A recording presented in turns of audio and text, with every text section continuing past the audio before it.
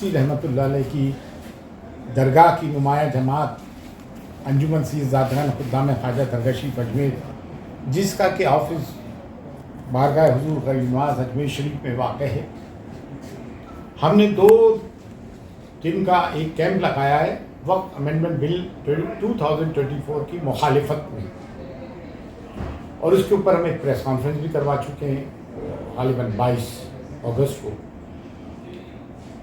देखिए, हमारे तीन ड्यूटीज़ हैं हमारी। एक तो ये कि हुब्बुल वतनी, वतन पे जब भी कोई नशर कलामतीज़ आई या जंग हुई या जो भी हुआ, हमने बढ़ चढ़ के हिस्सा लिया और डोनेशन लिया।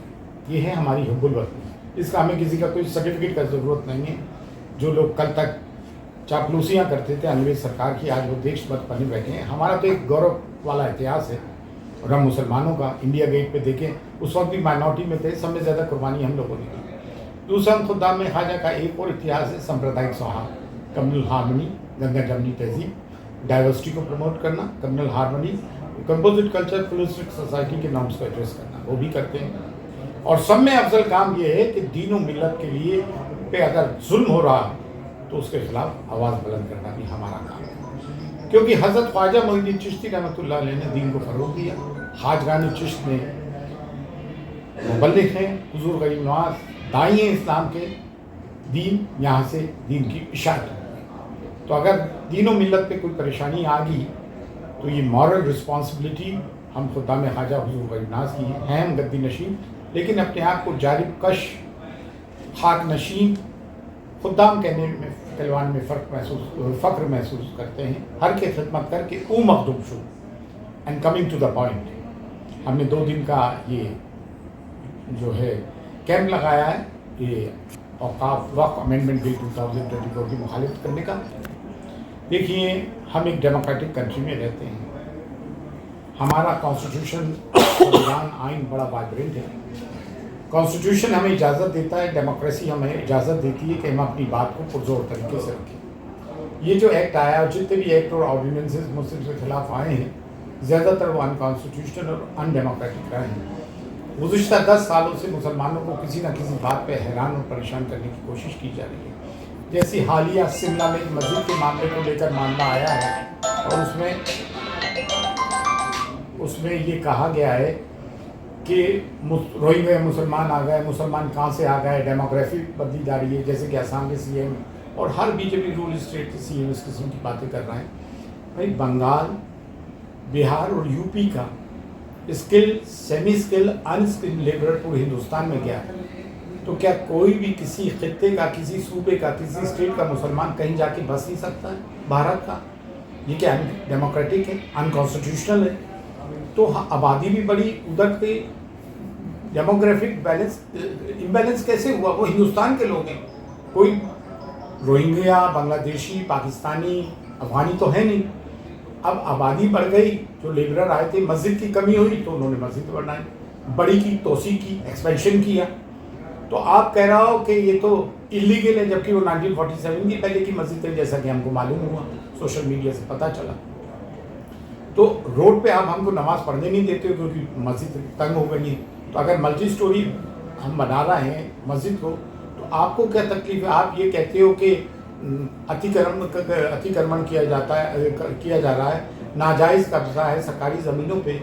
आप ये बताइए ना, कितने सारे मंदिर सरकारी ज़मीनों पे बने हुए, हम तो कभी कोई आवाज़ नहीं उठाते। दूसरी चीज़ ये कही जा रही है, मुजफ्फरनगर में, जैसे मुजफ्फरनगर में और बरेली में मुसलमानों ने जो है वो क्या कहते हैं, घर ले लिए हिंदू इलाकों में, तो हिंदू लोगों ने उस पर शोर मचाना शुरू कर दिया। We are living in India भाई, कोई भी कहीं भी ले सकता है। हिंदू मुसलमानों के इलाकों में घर ले सकते हैं, मुसलमान हिंदुओं के इलाकों में।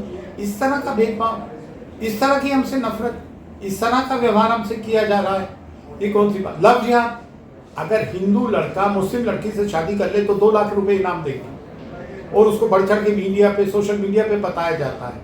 और अगर किसी मुस्लिम हिंदू गांव को कन्वर्ट कर दिया जाए तो बड़े उसके ढोल नगाड़े पीटे जाते हैं। और कोई मुसलमान अगर प्यार मोहब्बत से अपने इस्लाम की तारीफ करके, इस्लाम की रोशनी बताकर लोगों को अपने धर्म की तरफ लाता है तो उनको उम्र कैद हो जाती है।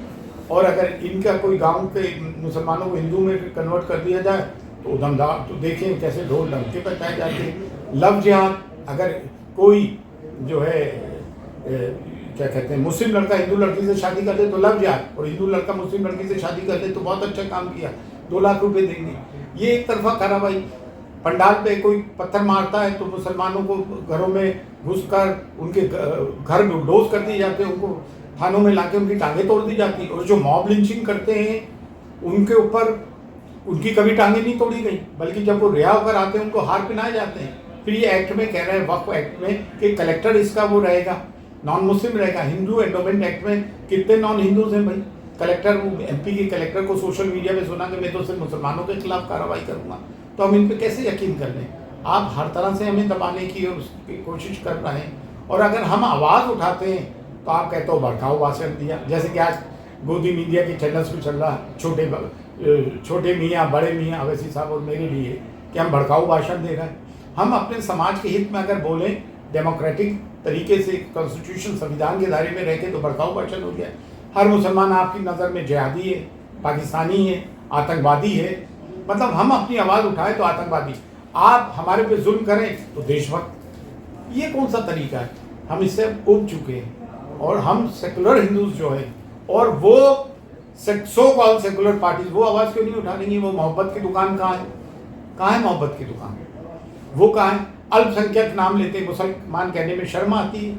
इसलिए भाई अपना कोई कायद चुनो, उसके पीछे आओ और पढ़ो लिखो, आधी रोटी खाइए, बच्चों को पढ़ाइए। ये दीन से दूरी और इल्म की दूरी ने ये दिन दिखाए, और मसलकों के इख्तलाफात से दूर रहिए। फ़ी अमानिल्लाह, अल्लाह हाफिज़, जय हिंद।